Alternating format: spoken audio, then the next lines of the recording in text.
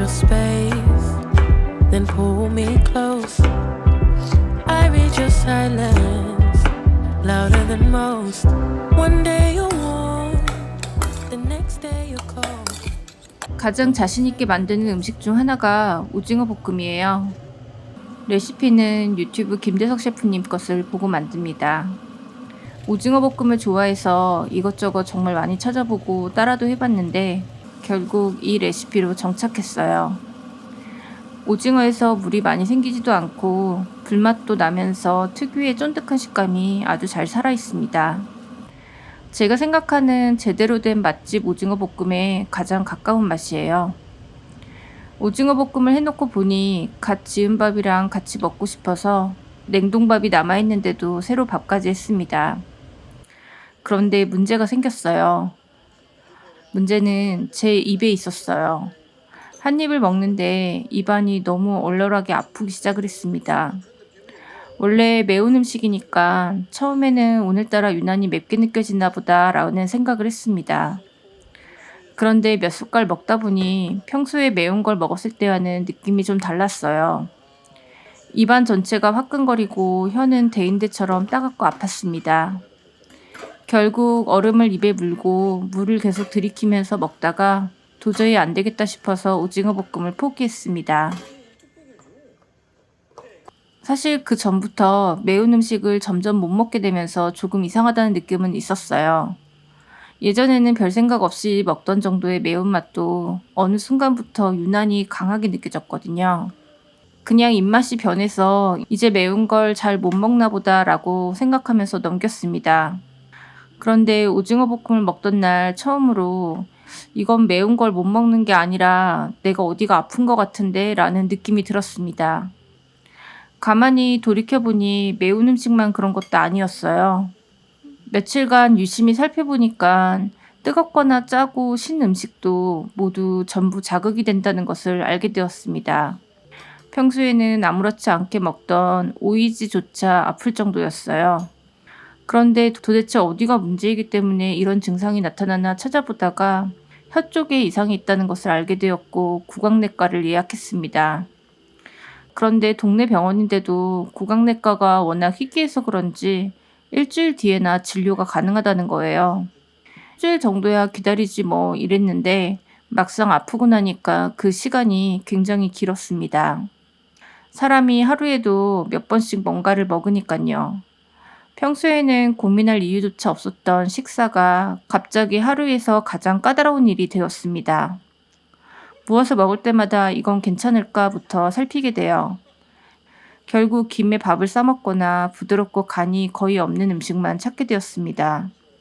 멀쩡할 때는 존재감도 없던 곳이 아프고 나니까 하루 종일 가장 신경 쓰이는 곳이 되어버렸어요. 영양제도 떨어졌고 파스도 필요해서 창고형 약국에 갑니다. 아빠가 비맥스 메타비를 사다 달라고 하셔가지고 그것부터 챙겼습니다. 예전에 비맥스가 괜찮다라고 들었던 게 기억나서 저도 먹어보려고 2개를 샀어요. 보통 약국에서는 4, 5만 원 정도 한다고 하는데 여기서는 34,000원 정도입니다. 가격 차이가 꽤 있어서 영양제나 상비약은 웬만하면 이제는 여기서 다 사는 편이에요. 우루사도 삽니다. 예전에 간 수치가 좋지 않았을 때 병원에서 우루사를 먹어보라고 권유를 받은 적이 있어서 계속 챙겨 먹고 있습니다. 한동안 영양제를 이것저것 너무 많이 먹었던 것도 간 수치에 영향을 줄 수 있다라는 이야기를 들은 뒤로는 아무리 좋다고 해도 여러 종류의 영양제를 한꺼번에 먹지는 않아요, 이제는.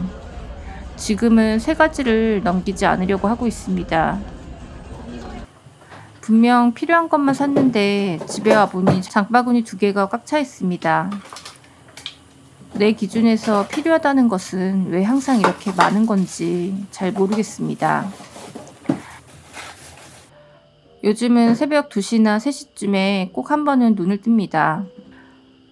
다시 잠들 때도 있지만 한번 정신이 완전히 깨버리면 그냥 책상 앞으로 나와요.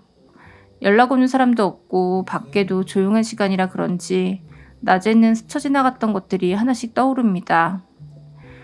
최근에는 앞으로 뭘 하면서 살 것인가 라는 생각과 동시에 나는 어디까지 감수하면서 살아야 되는가 라는 생각을 자주 떠올리게 됐습니다. 저는 오랫동안 하기 싫은 일을 하는 게 너무 당연하다라고 여겼습니다. 직장 생활을 하면서 그런 태도가 더 익숙해졌던 것 같아요.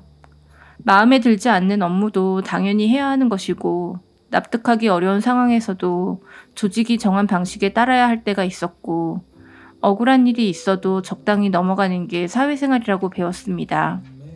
저처럼 평범한 사람이 먹고 살려면 어느 정도의 불편함은 당연하게 받아들여야 된다라고 여겼고요. 불평하지 않고 끝까지 해내는 사람이 성실한 사람이라고 믿었습니다. 지금도 살면서 하고 싶은 일만 골라서 할 수 있다라고 보지는 않아요. 책임 때문에 해야 하는 일이 있고 내가 선택한 것이라면 일정한 수고를 감당해야 할 때도 있습니다. 다만 예전에 저는 그 선을 거의 구분하지 않았던 것 같아요. 무언가 불합리하다라고 느껴져도 이 정도는 내가 받아들이면 되지. 요구가 지나치다라는 느낌이 들어도 조금만 더 해주면 끝나겠지. 마음 한구석에서 싫다는 신호를 계속 보내고 있는데도 사는 게 원래 이런 거지. 이런 생각을 하면서 그냥 넘겼습니다. 그런데 이제는 그럴 때 한 번쯤 다른 질문을 해보게 됩니다. 내가 지금 감수하고 있는 것이 정말 내게 필요한 과정인지, 아니면 다른 사람들을 편하게 만들기 위해 나 한 사람에게만 요구되는 희생인지, 잠시 불편해도 지나가야 할 단계인지, 처음부터 구조 자체가 잘못되어 있는 일인지, 그리고 이것을 계속 이어나갔을 때 얻는 것보다 잃는 것이 훨씬 많아지는 건 아닌지, 한때는 이런 걸 하나하나 따지는 게 지나치게 예민한 태도라고 여겼어요. 이제는 오히려 그 경계를 살피지 않는 것이 더 위험할 수 있다라고 봅니다. 무엇인가를 감내하는 것 자체가 미덕이 아니라는 생각을 더욱더 하게 되었습니다. 누구를 위해, 무엇 때문에 내가 그 비용을 치르고 있는지를 아는 게 더 중요해졌습니다. 그리고 최근에는 예전부터 믿어왔던 말 하나를 완전히 다르게 받아들이게 됐어요. 사람들은 흔히 이렇게 말을 해요. 할까 말까 할 때는 무조건 해야 한다. 그래야지 후회가 없다. 저도 오랫동안 그 말을 믿고 있었습니다. 하지 않고 후회를 하는 것보다 해보고 후회하는 편이 낫다고. 주저하고 있을 시간에 일단 움직이는 사람이 삶을 더 적극적으로 살아가는 거라고 여겼어요. 그래서 저는 웬만한 일에서는 하는 쪽을 골랐습니다. 조금 마음에 걸려도 한번 해보고, 걱정되는 부분이 있어도 일단 시작하고, 상대방이 원하면 한 번 더 맞춰주고, 문제가 생기면 그때 내가 더 잘 해결하면 된다라고 믿었습니다. 그런데 여러 가지 일을 겪고 나니 지금은 다른 생각이 들어요. 할까 말까라는 고민이 생겼다는 것 자체가 때로는 이미 내 안에서 무언가를 발견했다는 뜻일 수도 있다라는 거예요. 물론 단순히 귀찮아서 망설일 때도 있고 새로운 일이 두려워서 주저하는 경우도 있습니다. 그럴 때는 오히려 한번 해보는 것도 나을 수도 있어요. 하지만 어떤 망설임은 성격이 전혀 다를 수도 있다라는 것을 이제야 보이기 시작했습니다. 설명하기는 어렵지만 어딘가 이상하고 앞으로 문제가 될 부분이 눈에 들어오기 시작을 했고 마음이 선뜻 앞으로 가지 않는 경우가 있어요. 저는 그동안 그런 신호까지 전부 소극적인 마음이라고 치부를 했습니다. 설마 그렇게 되겠어? 그래도 저 사람이 원하니까. 내가 잘하면 괜찮아질 거야. 이런 이유를 붙여 결국 앞으로 밀고 나갔습니다. 돌이켜보면 제 인생에서 아주 큰 선택들도 그랬습니다. 결혼을 해야 하나 말아야 하나 망설였던 순간이 그랬고, 회사 명의를 넘겨줄까 말까 고민을 했을 때도 있었습니다. 그때 저는 아무것도 모르고 있었던 게 아니었어요. 정확하게 언어로 설명하지 못했을 뿐 이미 마음속에서는 불편한 지점이 발견되고 있었거든요. 하지만 결국 제가 감수하면 된다라고 여겼습니다. 혹시 문제가 생기더라도 더 노력하면 해결할 수 있을 거라 믿었고, 사람이 한 말과 약속은 지켜질 거라고 생각을 했고, 상황이 어려워져도 중심을 잡고 잘 이끌면 어떻게든지 괜찮아질 거라고 확신했습니다. 그 일을 겪으면서 한 가지 분명하게 알게 되었어요. 내가 아무리 잘한다고 해도 다른 사람의 선택까지 대신할 수 없다라는 것. 예전에는 문제가 생기면 내가 더 노력하면 해결된다라고 믿었습니다. 하지만 사람의 마음도, 말도, 약속도 제가 관리할 수 있는 영역은 아니더라고요. 할까 말까 할 때는 하지 말자. 이 말에는 무조건 안전한 쪽으로만 살겠다라는 뜻도 아닙니다. 오히려 내가 왜 멈칫하는지를 예전처럼 무시하지 않겠다라는 말이에요. 이미 분명한 문제를 보고 있는데도 설마라는 말로 덮지 않는 것. 누군가 원한다는 이유만으로 내가 느끼는 불편함을 틀린 감정 취급하지 않는 것.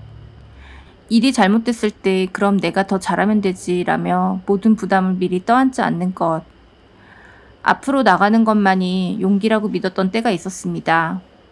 이제는 돌아서는 것, 거절하는 것, 시작하지 않는 것에도 꽤 큰 결심이 필요하다는 것을 깨닫게 됩니다. 아구 예뻐라.